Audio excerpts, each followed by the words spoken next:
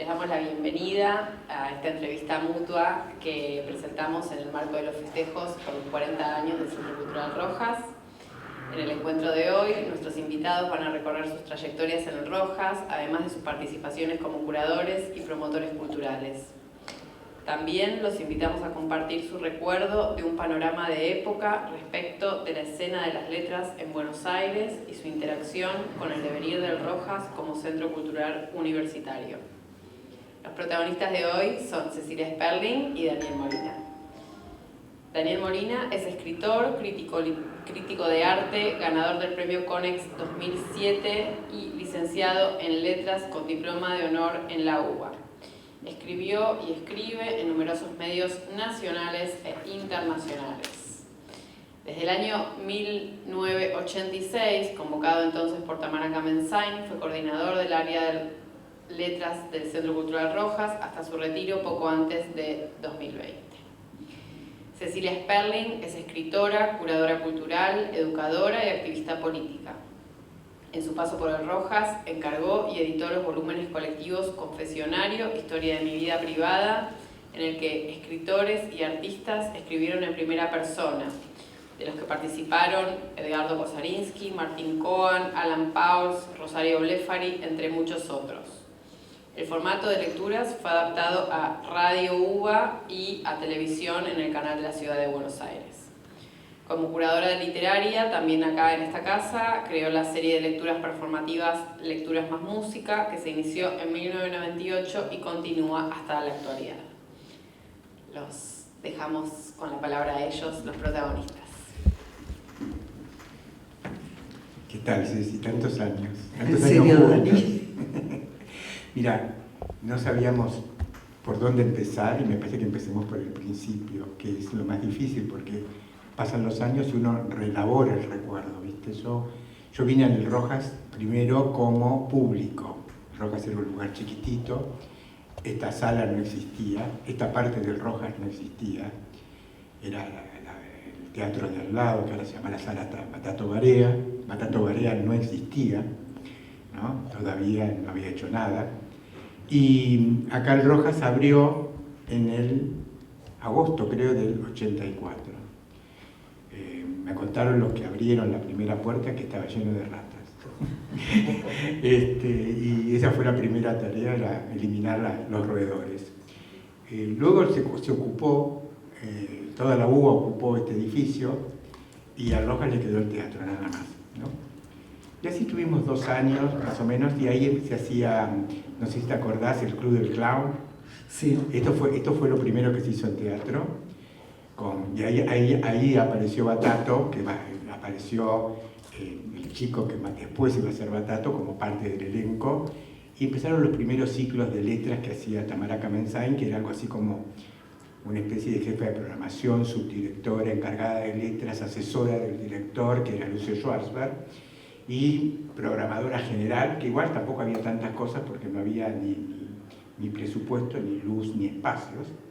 Y el primer ciclo que se hizo fue recordar, como estamos recordando nosotros, aquellos que habían muerto durante la dictadura y habían sido grandes artistas y no eran recordados. Y entonces Tamara hizo una serie de mesas, ahí vine yo justo vine a la primera de casualidad porque trabajaba en El Porteño, me llegó una gacetilla, me pareció interesante, que iba a ver a David Viña después de 10 años que se había ido del país, iban a venir acá, David Viña, Beatriz Ar, los otros, y se llamaba Los que conocieron a. Y la primera mesa era Los que conocieron a Marechal, ¿no? Que parecía mentira, pero ya estaba como opacado en ese momento a la autora de Gran Buenos Aires. Y la tercera o cuarta mesa, ya a mediados del 85, poco después de la muerte de Osvaldo Lamborghini, fue Los que conocieron a Osvaldo Lamborghini. Y ahí conocí en persona a Alan Pauls, ¿no?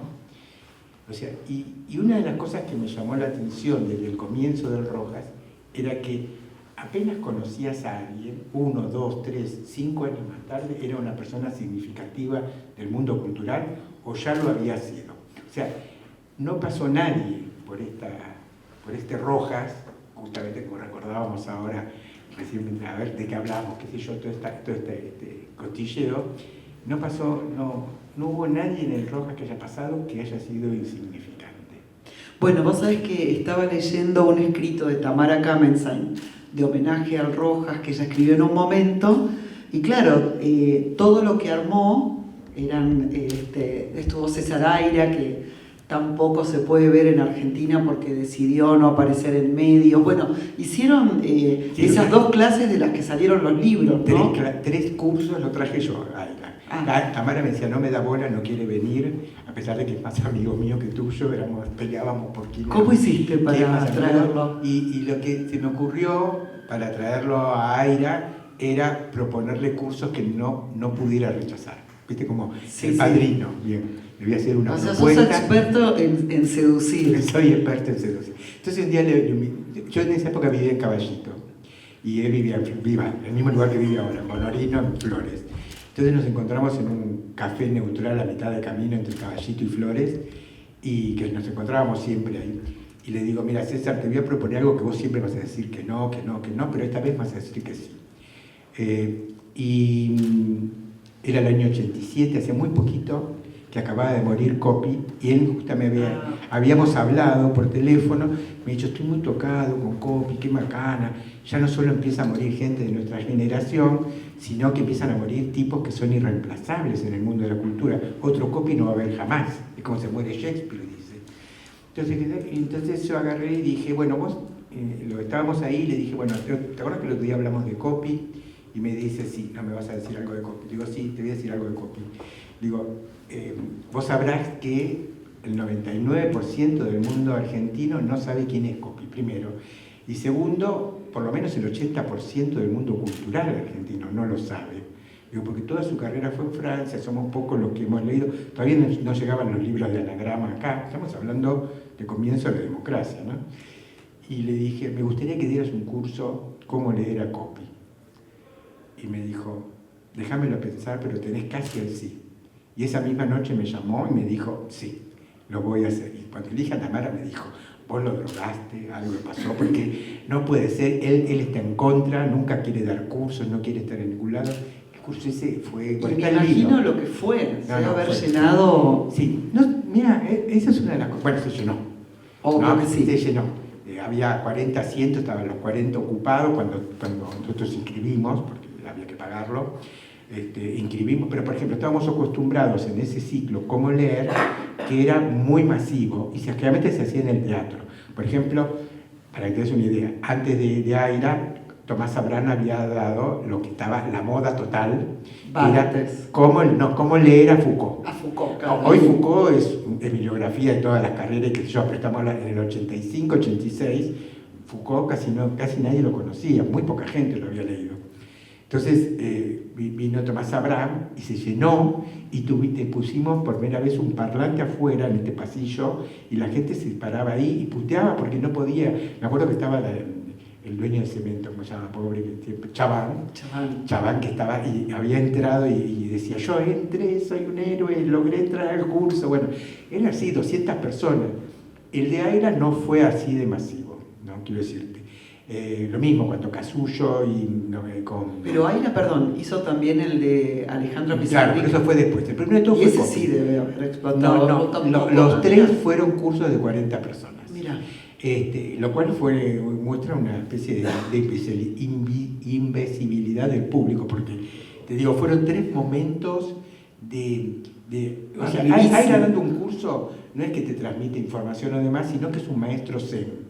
Estábamos sentados, por ejemplo, en el de Coppi, pero en el mejor de todo no llegó al libro, que es el del medio, y ese lo estuvimos trabajando él conmigo para darle forma, ¿no? Porque el que lo dio es él, y yo quedé alucinado. Realmente fue uno de mis grandes momentos de mi vida, ¿no? Ese curso, que es cómo ser Rambo.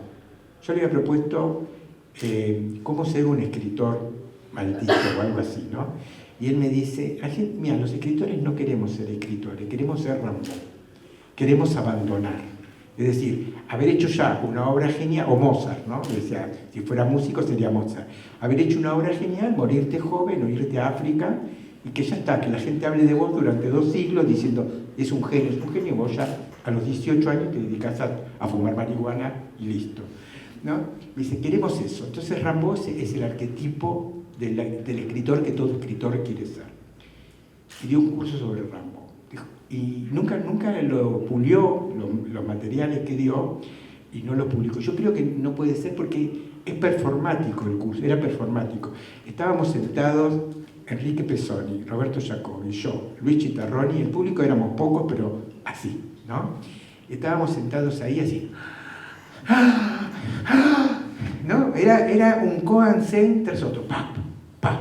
¡Pap! Esto debe haber sido 88, 89, más o menos. Es que yo creo también, bueno, habiendo leído eso lo que escribió Tamara, que una de las cosas que pasó, y debe haber sido por lo que también quizás vos me convocaste, es que las letras acá venían desde otro lugar, y vos estás contando esto, y a la vez, por ejemplo, mi primer recuerdo es ver en la Batato, en la que ahora es Batato, a Batato, Sí. en camisón, Sí. cuando ya hace ese giro, que ya no es el humor más del paracultural, que te tirás al piso de la risa, sino que la gente, el público se queda medio sorprendido, Sí. porque lo que empieza a hacer es a traer libros y a recitar Bueno. Alejandra. Bueno, te cuento por qué. Entonces, perdón, lo que quería decir era que esa idea de la literatura performática que sale como de la academia encarna como esféricamente. Bueno, yo llegué al Rojas porque hacía una mezcla de lecturas con performance con una actriz que llamaba Baby Pereira Gess en la Secretaría de Cultura de la Nación. Presentamos a Coppi, presentamos a La Iseca, que vino a leer, Arturo Carrera, que vino a leer, y no vino absolutamente nadie. Y de golpe llegó una señora al final, cuando hacía una hora que estábamos esperando, y Arturo estuvo 2 horas leyendo para la señora de 80 años, y me decía, la señora decía, siga, yo estoy embelesada. Y yo le digo, mira, tenemos que apagar la luz. No quería irse ni la señora ni Arturo. Bueno, fue así, muy divertido. Este ciclo se llamaba Puchero, y una mezcla. Y a Josefina Ludwig y a Tamara, que yo no las conocía ninguna de las dos, les encantó, porque yo les hacía llegar el material, y me convocaron para venir, bueno, no Josefina, que no estaba acá, pero bueno, ahí un día fui a su cátedra, etc. Y después me invitó Tamara, nos hicimos amigos de por vida, y para venir al Rojas, que quería que hiciera algo así acá. Entonces yo hice un ciclo llamado Lengua Sucia, y empezamos muy tímidamente con las revistas de poesía, etc. Estamos terminando ese año 86, y viene Batato, que yo lo conocía por el Club del Clown, y me lo había presentado Gumier Mayer, y por el Gire Gay de la ciudad de Buenos Aires, que era un niño prácticamente, tendría 23 años, 24, y me dice, yo presenté un proyecto de teatro al Rojas, y me lo rechazaron porque me dijeron que yo no hago teatro.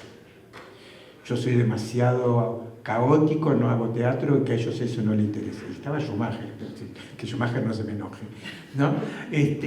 Y yo le dije, mira, Batato, a mí me gustan las cosas locas que vos hacés, el Rojas es riesgo, vamos a arriesgarnos con vos de lo siguiente. Armate un espectáculo en base a poesía. Y vos me hiciste leer Marosa di Giorgio, que yo nunca había leído. Le digo, así, a vos te gusta mucho la poesía. Y él me dice, pero voy a empezar con Alfonsina y el mal, y después con Alejandra Pizarnik. Un puré para Alejandra. Entonces armó esos 2 espectáculos, y esto estaba dentro del ciclo Lengua Sucia, si no me equivoco, en el año 87. Y la gente quedó fascinada porque venían los fans de Batato, que lo veían en el paracultural, en ese lugar, a decir puteadas o a hacer desnudarse o qué sé yo, y de golpe lo escuchaban y veían espectáculos completos que tenían como una hilación y qué sé yo, y que además él los incitaba a la poesía. El primero llenamos la Batato, pero a partir del segundo, tercero y hasta el final, que después ya vino Urdapilleta, Tortonese, todo en ese ciclo, se cortaba la avenida Corrientes. Había cola de 2 cuadras y la gente puteaba porque obviamente había 2.000 personas que no podían entrar. No, y aparte, lo que me parece muy impresionante de ese ciclo que yo llegué a ver, algunos, es que de algún modo rescataron, o sea, desde mi punto de vista, rescataron algo totalmente, ponele, feminista, que es Sí. a las recitadoras. Sí. Que las recitadoras, viste, Alfonsina Storni, ponele, Sí. Borges decía, es una cursi, gritona, chillona. Sí, sí. No era como despreciada, salían en la tapa de las revistas basura, ¿no? Sí. O de TV, o sea, estaban como marginadísimas del mundo Después, bueno, justo Alfonsina consigue entrar, ¿no? Pero Sí. digamos, era como que estaba mal visto. No, sí. Y me parece que ellos son como las poetas, ¿no? Todas esas Mira, situaciones. en todos los espectáculos de Batato, la poesía fue poesía hecha por mujeres. Marosa de Giorgio, Alfonsina, Alejandra, creo que una brasileña que a veces me borra, etcétera, etcétera. Esencialmente, realmente por ahí se me pasa, pero no recuerdo que hayamos armado algunos, bueno, digo, armado porque yo era como el productor del espectáculo, ¿no? Bueno, pero no me acuerdo que él haya era ningún como poeta varón. un travesti que por lo menos en esos encuentros entraba a la mujer poeta, o sea, era Sí. una poeta, No, claro, no sí, como sí. el travestismo Sí, bueno, él se poético. presentaba, o sea, él quizás no hubiera entendido toda la dinámica, la deriva queer, trans, digamos, en aquel momento no lo hubiera entendido. Él se presentaba como clown travesti. Incluso tenía una tarjeta, o sea, Batato Barea, ¿no? Clown travesti. Y sus dibujos y sus historietas, etcétera, la firmaba así. Y a él le interesaba esta idea que hoy podría ser lo queer trans, pero de que no salía de una sexualidad, iba en busca de aquello que era lo menos visible, porque si bien las poetas mujeres existían y a uno le decían Alfonsina Storni o Alejandra Pizarnik, y en el mundo de la cultura todos las conocíamos, obviamente cuando se citan las 50 grandes estrellas de la literatura argentina, aparece Borges, Roberto Silvino Campo en el puesto 34 y Alfonsina 48. Claro, ¿no? y las mujeres que les gusta la poesía, como también cuando hacían las poetas que se encontraban a leer y todo eso, Sí.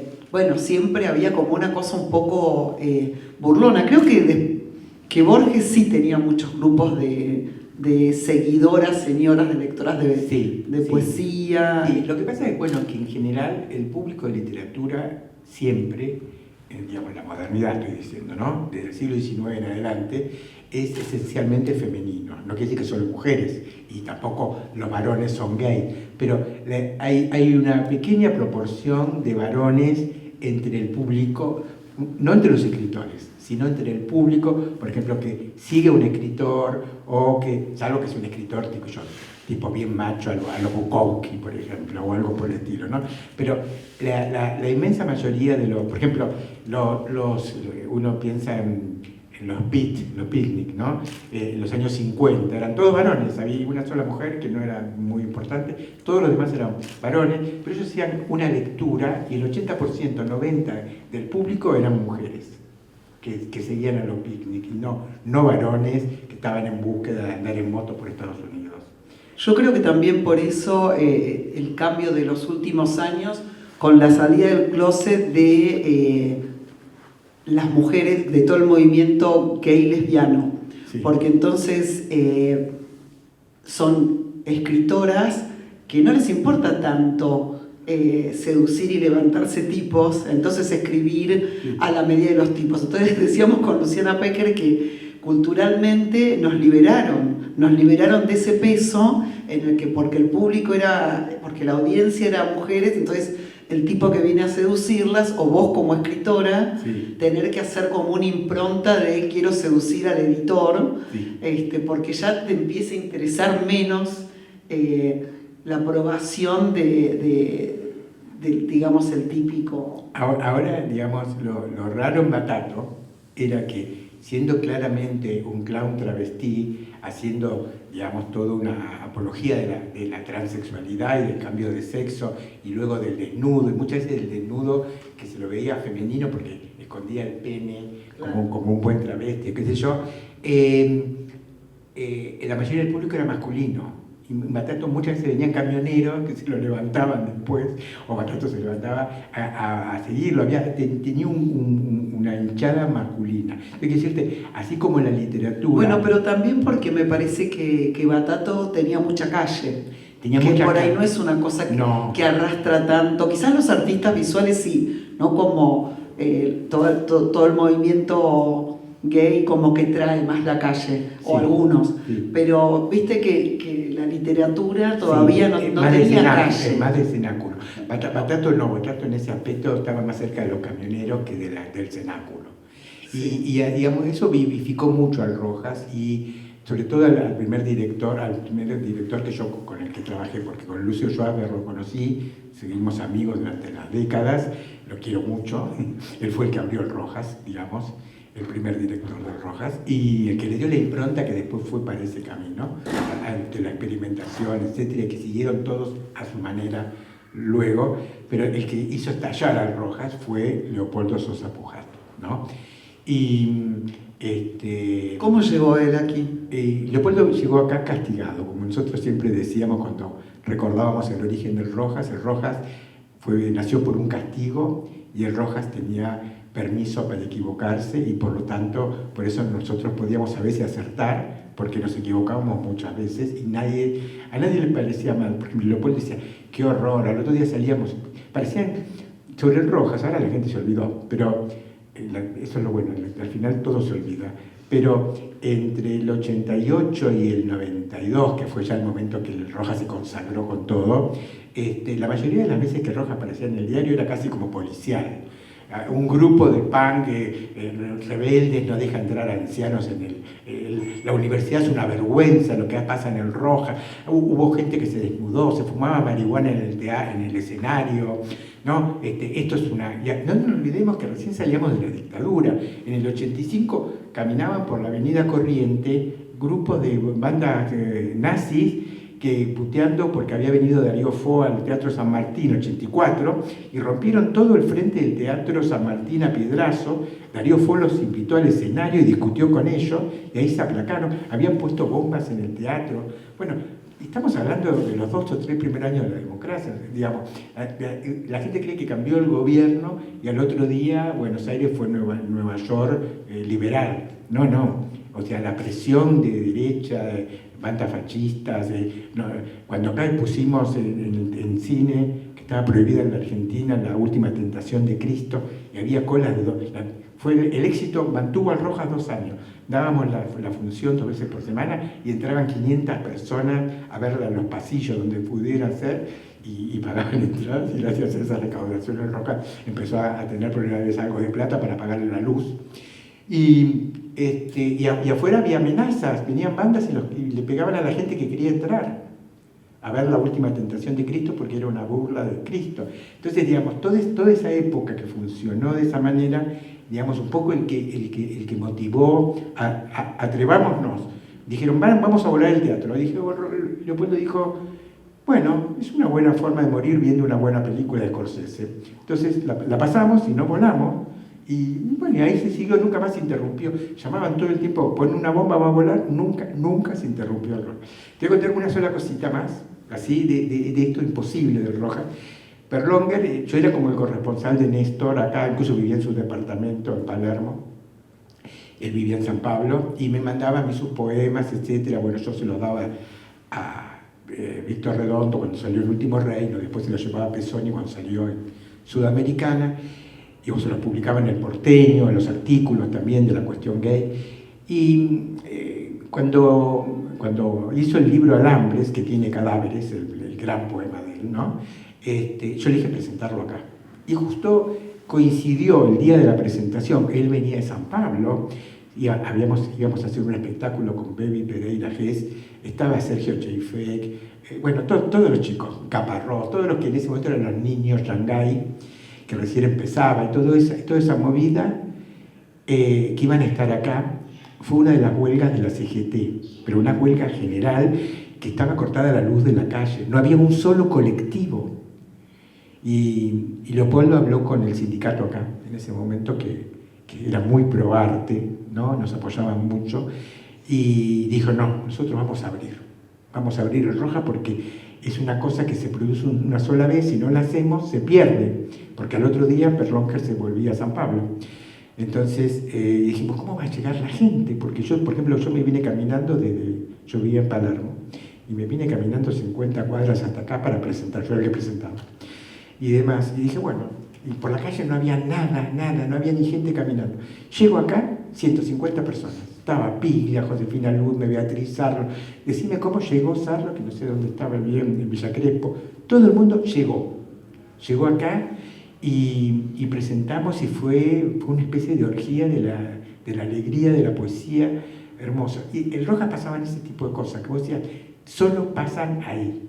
Y yo creo que, digamos, por un lado era muy fácil que pasaran, porque todo el resto era bastante mediocre, ¿no? Entonces, cuando el resto es tonto, vos sos un poquito avispado y ya la gente te aplaude, digamos, seamos honestos.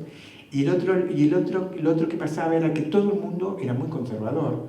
O sea, si no tenías a David Viñas y qué sé yo, no se hacía nada. En cambio, en el Rojas, por ejemplo, eso lo vi con la Galería del Arte, con Gumier Mayer, que a veces elegíamos juntos cosas, ¿no? Él me mostraba que elegía. A Gumier nunca podías ayudarlo a elegir porque era un dictador absoluto y cosas que están muy bien. Entonces, de golpe entró Ariadna Pastorini, que había venido a comprar telas para hacer un par de esculturas móviles, nunca había mostrado en su vida en ningún lado, y le mostró dos que las tenía, que las había llevado de modelo a uno de los lugares del 11 para comprar telas. Y a Gumier le gustó y le dio todo el Rojas para intervenirlo con esculturas blandas y hacer la primera intervención en el centro cultural. Una chica bueno, después quedó como artes visuales de los 90, claro, con una marca fuerte. Es la marca, o sea, bueno, si vos, por ejemplo, en la Universidad de Houston o en la NYU en Nueva York, se habla de arte en Latinoamérica en los 90, es el Rojas, ¿no? Esa marca. Mira, yo me encargué de letras y de muchas cosas en el Rojas, porque al principio no había áreas, y me iba a encargar de la galería porque yo dije que tenía que haber una galería de arte, que era una vergüenza que no hubiera. Y Leopoldo me dijo, solo si te encargamos. Yo le dije, no, yo no me voy a encargar porque yo me encargo de todo y porque conozco a alguien que va a hacerme mucho mejor que yo. Y lo traje a Gumier Mayer, que era una prima donna, ¿no? O sea, aceptó no cobrar casi nada, cobrar un sueldo horrible, que yo sería 80.000 pesos de hoy, nada.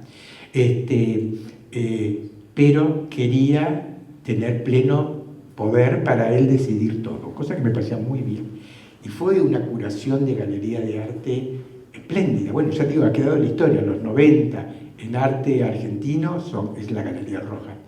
Y es más, los artistas como Pablo Siquí, que ahora está acá, en la pared del Rojas, no expuso en la Galería del Rojas, ¿no? Pero era amigo, venía siempre, pero no tuvo una muestra acá, porque mostraba en el ISI y ya después tuvo en Ruth Ben-Zacar y ya después entró en el circuito muy rápidamente. Pero casi todo el mundo empezó por acá, o pasó por acá, si no fue la primera, fue la segunda muestra. Pombo es el artista, creo, ícono, ¿no?, de la galería, pero casi todo el mundo que vos digas hoy, artista de los 90, pasó por acá, por la galería esa. Entonces, digamos, ese espíritu de El Rojas, de abrirse a lo nuevo, bueno, hizo que a lo mejor hiciéramos yo no recuerdo, fuera de joder en ese momento, cosas que dijera, de esto me arrepiento, no me gusta, ¿por qué lo habremos hecho? Bueno, después estoy pensando en el Teje también, ¿no? Bueno, eso el Teje, la revista de la comunidad travesti, ¿no? Trans ahora, pero en ese momento se llamaban travesti todavía. Cuando en el 1990 u 89, en este momento no me acuerdo porque con las hiperinflaciones y el pasaje de Alfonsín a Menem fue como un vértigo y no me acuerdo exactamente los años. Pero entre el 89 y el 90 vinieron en Filo, se estaba discutiendo con Nora Domínguez dentro de teoría de género y Silvia Zaite y otras personas que estaban trabajando con teoría de género. Y entonces se empezó a hablar por primera vez de la teoría queer. Y ahí armó un grupito de alumnos, había armado algo así como pensar lo queer. Y vinieron acá y ofrecieron hacer un espacio queer. Como siempre que venía algo raro, y todo, Leopoldo me decía, solo le damos bola si vos te haces cargo de ello. Entonces yo dije, bueno, entonces creamos el área queer. Área queer, 1990 te estoy diciendo. Creo que hasta el 2010 la mayoría de la población argentina nunca había oído la palabra queer. Faltaban 20 años.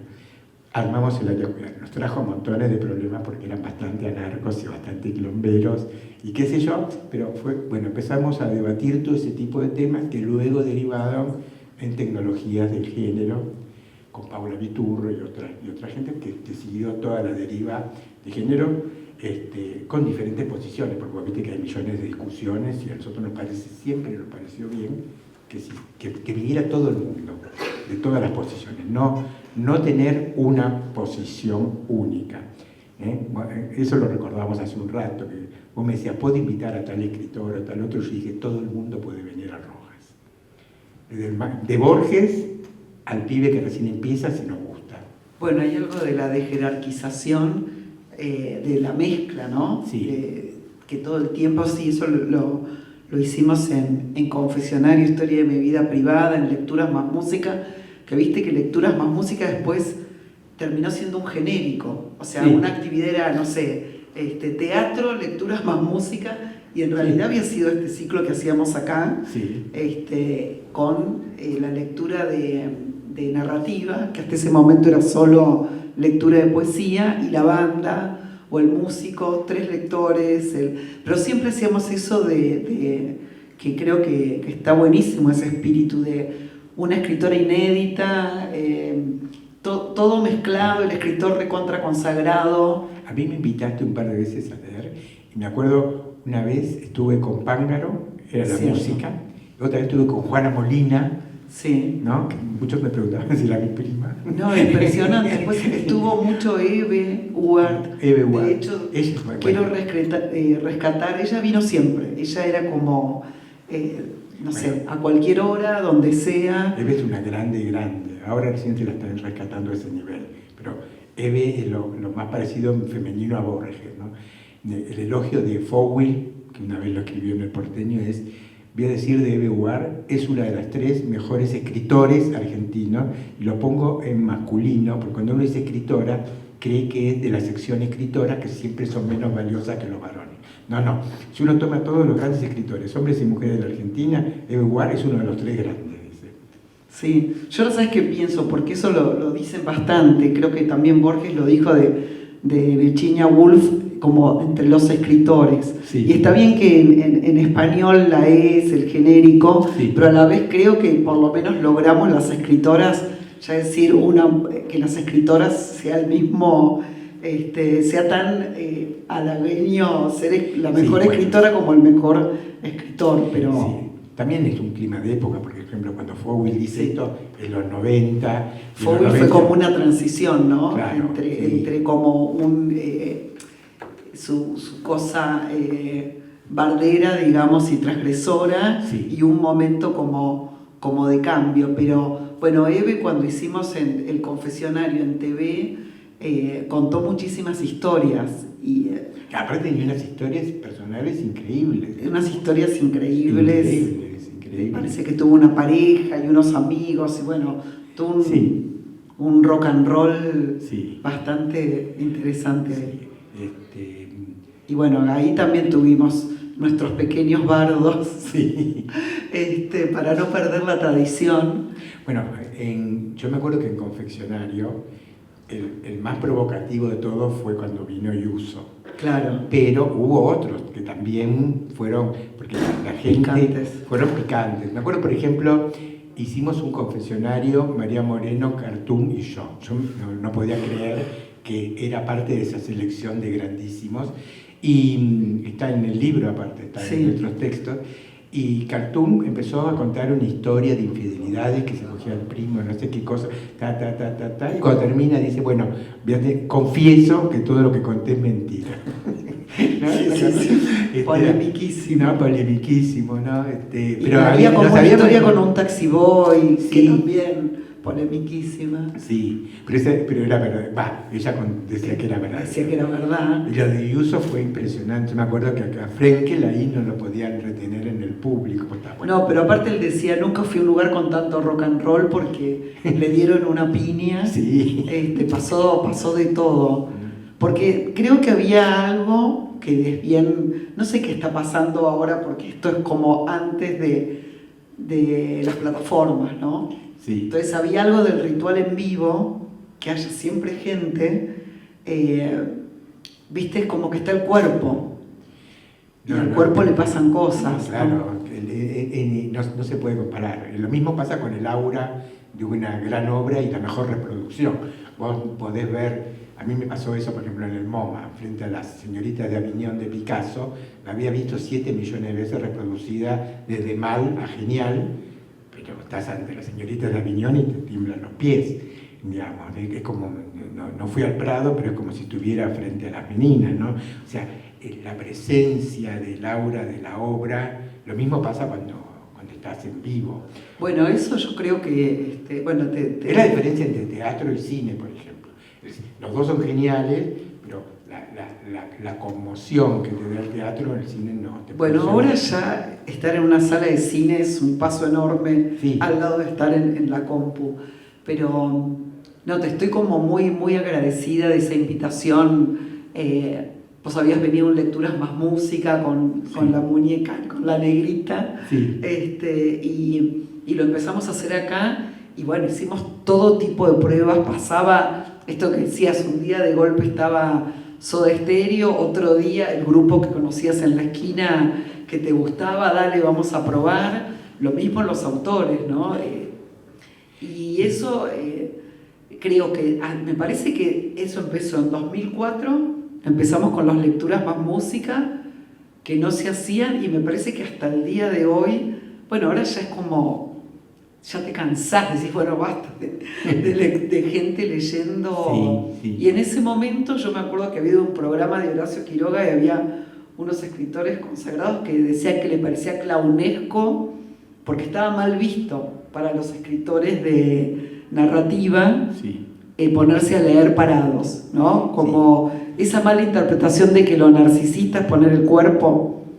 Sí, vos fíjate que cuando nosotros empezamos acá, empezamos a hacer lecturas de poesía en el 80, bueno, hacíamos lo de con la voz del erizo, ¿no? Con la voz del erizo, pero antes de eso hacíamos un ciclo que no recuerdo si tuvo título o no, que duró poco. Yo dije, bueno, tenemos Lengua Sucia es performática, la otra de lecturas, pero yo no me puedo encargar de dos cosas, y aparte me encargaba de los cursos y todo. Entonces dije, no me puedo meter en seguir lo que está pasando en toda la escena porteña y en todos lados, entonces vamos a invitar a alguien, e invitamos a Delfina Muschietti, que hizo La Voz del Erizo, ¿no? Cuando empezamos con La Voz del Erizo y quisimos que hubiera lecturas, ya te dije, antes lo estábamos haciendo, pero ahí se institucionalizó, y esto debe haber sido 90, como muy tarde, un poco antes, creo que fue tipo 88, 2002, algo así, pero esa fue la etapa que duró. No se hacía lectura de poesía. Ahora en todos lados, en cada bar, se juntan poetas, y no se hacían, muchas cosas. Y cuando empezaron a venir, y aparte el mecanismo era que venían uno o dos poetas reconocidos que ya tenían algo de obra, o mucha, incluso vino gente Juana Viñosi, que es un montón de gente que tenía una gran obra, y poetas que por primera vez en su vida leían en público y nunca habían publicado nada, y estaban esas 4 o 5 personas muy bien seleccionadas, ¿no? Ante un público fervoroso. Bueno, lo que pasó... Eso duró 11 o 14 años, no me acuerdo. Sí, y no hubo fecha que no se llenara de fervor. Yo creo que en Lecturas Más Música seguimos ese espíritu, que en la narrativa no estaba tan abierto, porque la poesía desde el vamos es más democrática y tenía menos como las revistas los importantes. Narradores no querían ir. Los poetas siempre fueron, y las poetas más democráticos. Me parece que fue una gran democratización, porque si alguien que nunca había leído en público y ni siquiera tenía un libro publicado leía, y la gente se copaba y lo aplaudía o la aplaudía, sí, bueno, había logrado ese rebote, ¿no? Y también obligaba a las y los escritores con más trayectoria a saber editarse, a hacer pausas, a también tratar de ganarse un público, a leer de pie. Sí. Y creo que eso trajo como una cosa que en realidad para mí también la continuábamos en los talleres de escritura creativa, que en ese momento todavía no existía la UNA, y venía la gente de letras que era como pura crítica y no escribían nunca, ¿no? Bueno, venía esa gente y todo el mundo, y el hecho de trabajar con los disparadores y escribir lo que se te ocurra, también, y en ese momento también generaba esa, llamarlo democratización, porque bueno, con lo que vos tenés vas. Claro. Y hay algo de la palabra y del saber de la oralidad que nadie es el dueño ni la dueña. Vos fíjate que una de las carreras que tiene es la de escritura creativa, y la directora y la que creó esa carrera es Tamara. Tamara Kamensain, ¿no? Vamos a decir así, porque Tamara como una amiga. Sí, Tamara Kamensain. ¿no? Sí. Tamara Kamensain, que es una enorme poeta y ensayista además, y una gran gestora. Ella fue la que empezó con el Rojas y me trajo acá, y bueno, después se fue porque ganó la beca Guggenheim, que ya no quería seguir haciendo gestión. Pero la idea esta de tener una carrera de escritura creativa que se diferenciara de filosofía, que era un lugar más para pensar críticamente, pero no para escribir ficción, por ejemplo, o poesía, aunque había gente que va a letras y escribe, pero la inmensa mayoría no. Es más, muchos escritores como Piglia o Aira decían que era mejor hacer otra carrera como historia que hizo Piglia, porque si no las letras te formaban mucho con el pensamiento crítico y te quitaban mucho de escribir. Bueno, ella quiso hacer acá y 2 o 3 veces hicimos como microproyectos de esa carrera. Te trajo Tamara tipo entre el 95 y 98, estuvimos haciendo 7 u 8 talleres que eran como el proyecto que después fue el Neluna. Y entonces, por ejemplo, teníamos talleres de traducción de poesía que daba gente súper capa, ¿no? Y que estaba traduciendo a los mejores poetas norteamericanos, por ejemplo, el inglés o el francés, o cosas por el estilo. Y todo eso empezó acá, y después ya se institucionalizó ahora como carrera, ¿no? Pero que de acá salió muchísimo de eso, y había mucho de que el arte fuera una producción constante. Bueno, esto que vos decís, de armar algo, lo que sea, el taller o una performance, un evento, con una idea como de largo alcance, sí. Me parece que es muy generadora. A mí, por ejemplo, me pasó con Confesionario, que era el momento que todavía lo hablábamos recién, todavía los escritores, sobre todo los varones y más consagrados, te decían, no, yo por qué voy a hablar en primera persona.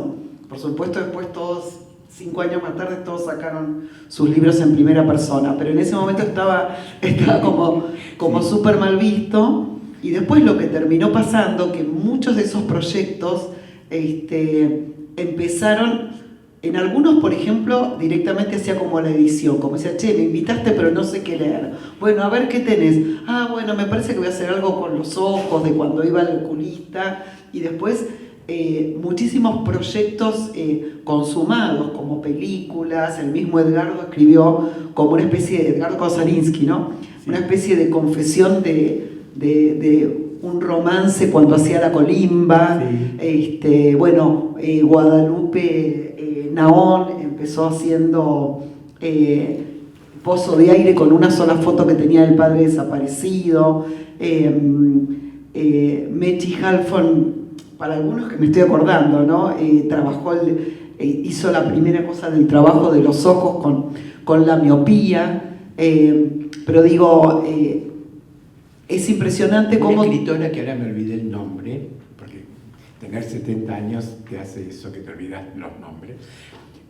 Yo estaba acá sentado, estábamos en el aula, que ahora es Leopoldo Sousa Pujato, en el primer piso, ahí en el entrepiso, ahí se estaba haciendo confesionario, y ella leyó un texto que era toda una joda entre amigas en San Isidro, creo que, o Olivos, una zona así, zona norte, y que las chicas estas se estaban divirtiendo, y ella tenía envidia de su amiga, y le deseaba que le pasara algo malo, y qué sé yo, y el texto de a poco se va poniendo trágico, y nos enteramos que la amiga muere y que ella le agarró una culpa infinita. ¿Cómo se llama esta escritora? Me sale Romina Ricci, pero no nada que ver.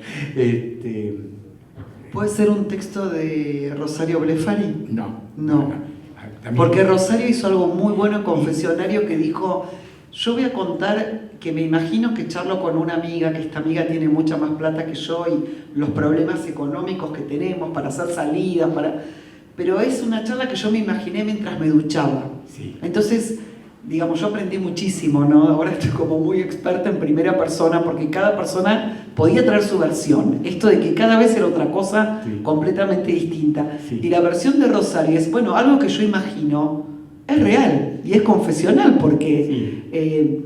no es una fantasía, ¿viste? Estoy materialmente preparando o imaginando esa charla con mi amiga, pero tenía algo también Bueno, de esta pija económica, ¿no? Esta chica que ahora es una escritora muy reconocida, todavía no tenía nada publicado, es más, no sé cómo la conociste, en esa época era muy jovencita, estoy hablando hace, ponele 20 años, tenía 20, ahora debe tener pero ahora es muy consagrada ya, tipo esa que tiene premio como guionista en el Festival Bueno, de Madrid. recién miraba como las contratapas de los libros que sacamos dos y va, están todas las escritoras y los escritores, Gabriela Cabezón Cámara, Lola Arias, Moro Angeleri, digamos, actrices, músicos. Bueno, Sergio, el otro día me lo encontré a Sergio Pángaro y me dijo, che, a partir de ahí entré como en el mundo de la literatura. Paula Mafia también empezó como música estando y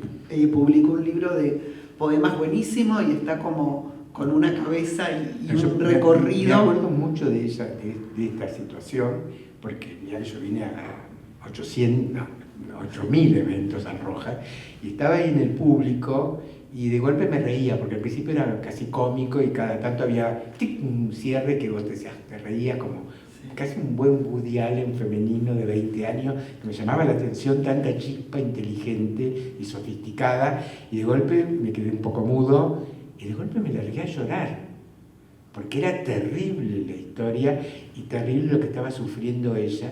Ella leyó como una máquina y realmente yo dije, bueno, hoy vi el nacimiento de un genio, y un genio que me he olvidado el nombre, pero si me acuerdo lo voy a mandar para que pongan el cartelito y después, y cosas así te pasaban con gente, ya te digo, esta chica, bueno, que yo sepa, nunca había publicado nada y ya tendría como mucho 20 años en ese momento. Y no sé, ya te digo, creo que vos me dijiste después que la habías conocido porque había habido al taller, creo, de escultura creativa que vos dabas o cosas por el estilo, te pareció, había leído ese texto que después lo mejoró cuando lo leyó acá y a vos bueno, te a veces bárbaro, entonces la habías invitado.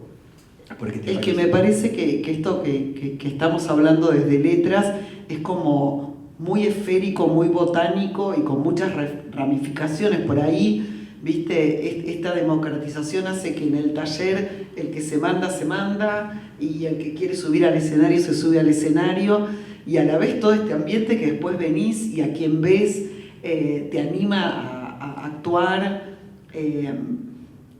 Bueno, sí, muy... también tiene algo como muy... es una palabra media fea, pero como muy gratificante porque es como ves el desarrollo de las personas, ¿no? Esto que vos decís, sí. Hay alguien que estaba con miedo, temblando, dale, mandate, y bueno, y como el Rojas siempre tuvo esa posibilidad, y la tiene hasta hoy, muy democrática. Y además, no solamente el espacio que tuvieron los nuevos que hoy son consagrados o gente que admiramos o cosas por el estilo que han hecho una obra a lo largo de las décadas, sino gente que era muy famosa y que viste la trastienda. Yo conocía mucho a Alberto Ure, que para mí es una de las personas más geniales que conocí en mi vida, y mirá que he conocido a mucha gente que yo diría que es genial, empezando por María Moreno, Aira, etcétera, que me parece que son o los artistas visuales, que conozco mucho, gente del mundo del teatro, del cine, hay gente muy, muy genial, y los conozco casi todos, digamos, pero Ure está en el top 5 total, ¿no? Y el top 3 también. Y yo tuve la suerte de ser su editor, coescritor de muchas de las columnas que están recogidas en el libro de columnas que él puso, porque yo se las editaba, primero en El Porteño, después en Fin de Siglo, o en la revista Crisis, o en varios lugares que él escribió. Entonces nos conocíamos mucho y lo invitamos a dar un curso acá, cómo leer el teatro. Ure era, cuando vino a dar el curso, ya había puesto unas 70 obras de teatro, desde los 24 años consagrados, tapa de primera plana, el artista revolucionario del teatro argentino en los años 60, ¿no? Ahí ponen los nuevos y Ure era un pendejito de 24 años o así, y ya era el consagrado de la revolución teatral en Buenos Aires. en un momento que estaba Arias, o sea, cuando estaban todos los mejores y él era el mejor, ¿no? Y todo eso viene acá, y estaba ahí en la otra sala, estaba repleto, vino todo Buenos Aires Teatral a tomar sus clases, ¿no? Terriblemente con miedo, tomando un whisky, no quería salir de escena, lo tuve que empujar, y realmente temblaba, no estaba haciendo teatro, ¿viste? No puedo salir, yo puedo poner la obra, pero no puedo hablar en público. Bueno, lo empujó, se sienta, y era una hora maravillosa, pero maravillosa, así como ver a Miguel Ángel pintando. Terminó, ¡tac!, y se caía, un terror total de nuevo, hasta la próxima clase, que no lo podíamos sacar a escena, de nuevo, la clase maravillosa, y así. O sea, y yo siento que así como vimos debutar a los nuevos, vimos a los hiper grandes, que también es su flaqueza, ¿no? El temor que les daba actuar en público, por ejemplo, a alguien que obligaba a miles, a cientos por lo menos, a actuar en público, ¿no?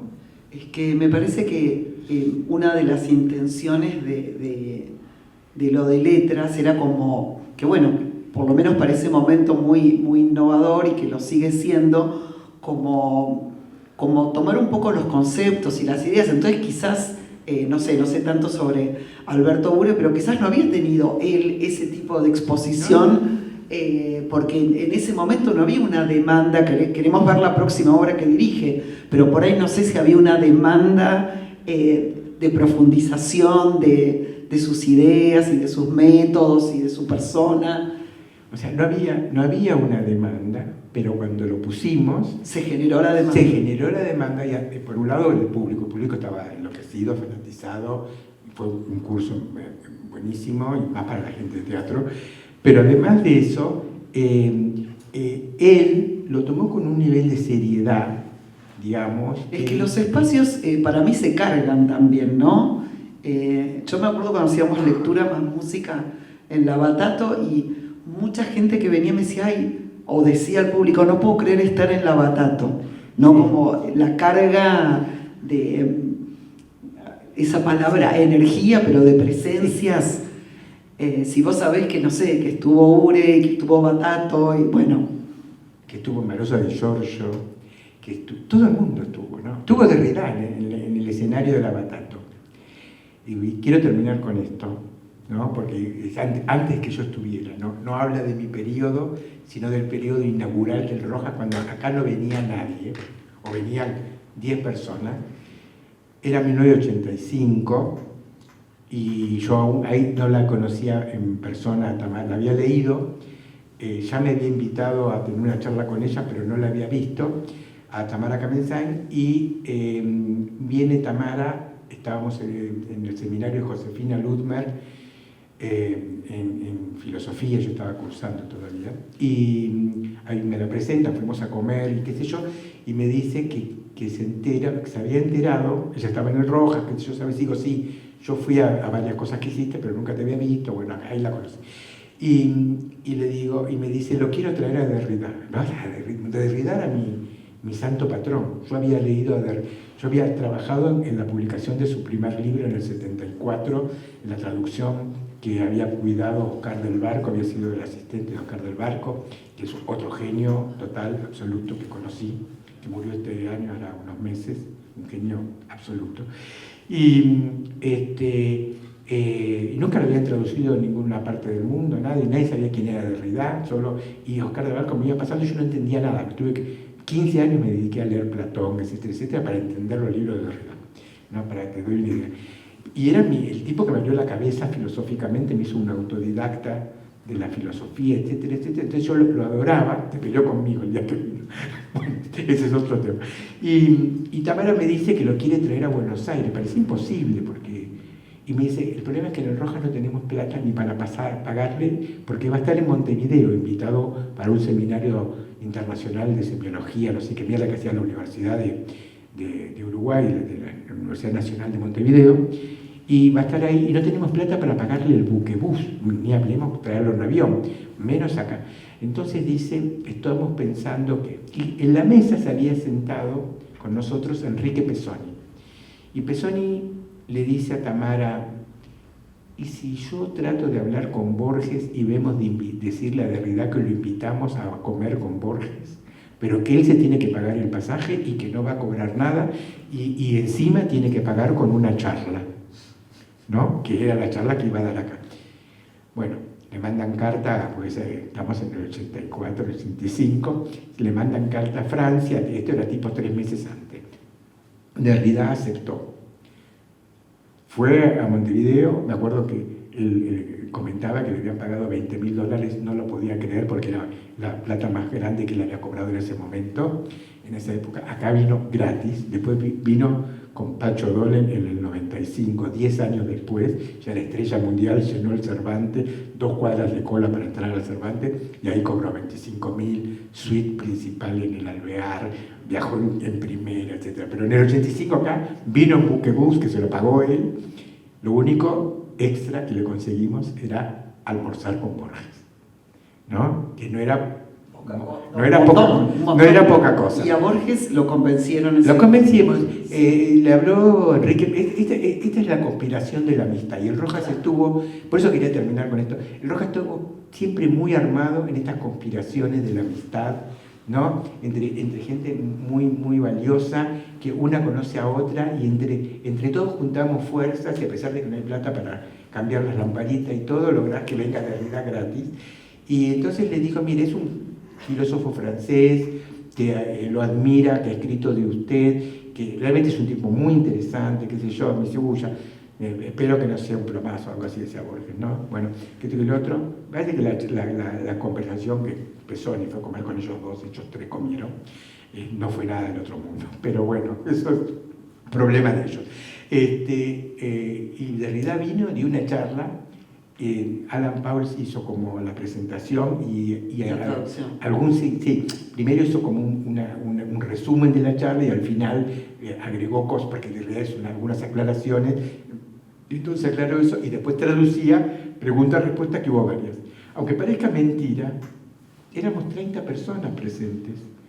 Estaba toda la intelectualidad hiper dura de Filo. Estaba Sarlo, estaba Ludmer, estaba Piglia, estaba Nicolás Rosa, estaba Viña, estaban todos los que tenían que estar.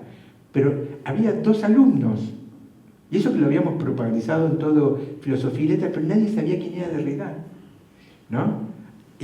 La charla fue absolutamente hiper maravillosa y la charla era criticar la idea de que el alemán es el idioma de la filosofía y de que hay un idioma para pensar. ¿Viste un poco la canción de Caetano Veloso, que dice solo se puede filosofar en alemán? Lo dice irónicamente. Bueno, era eso, pero muy bien argumentado por Derrida, diciendo que ni siquiera el griego es el idioma de la filosofía, sino que el idioma de la filosofía es la humanidad.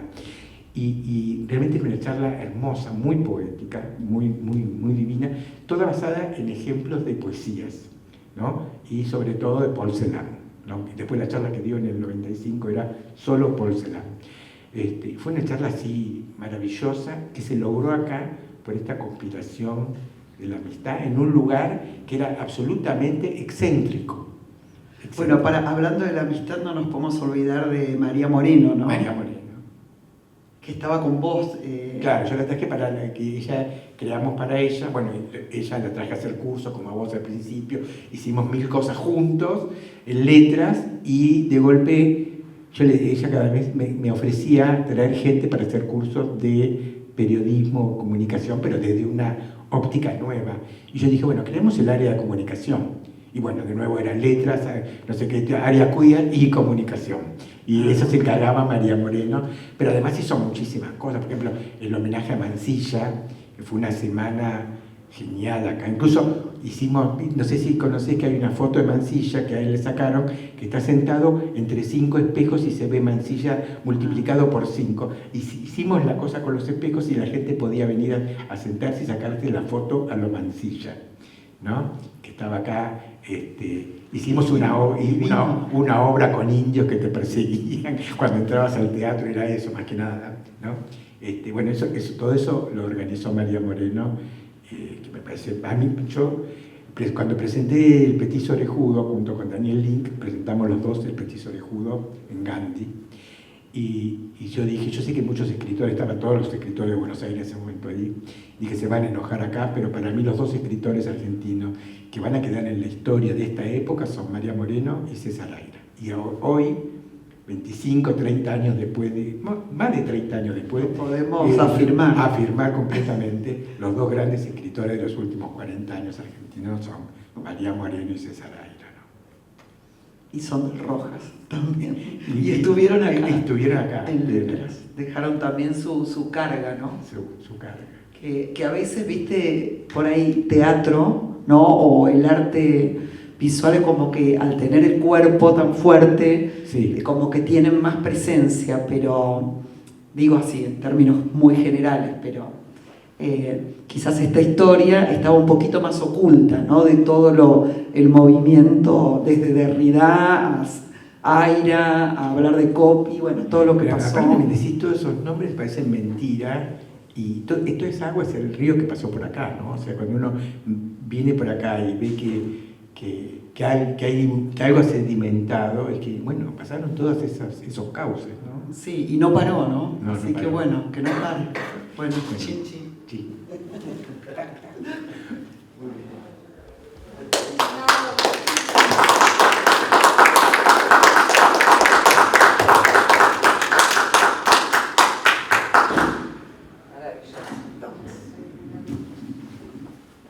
Bueno, les agradecemos mucho por haber venido, por haber compartido un fragmento acotado pero jugoso del anecdotario del Rojas. Y como venimos haciendo en todas las celebraciones aniversario, nuestra directora Daniela Sátara les va a entregar un certificado en reconocimiento por su paso por acá. Muchas gracias. Un placer tenerte.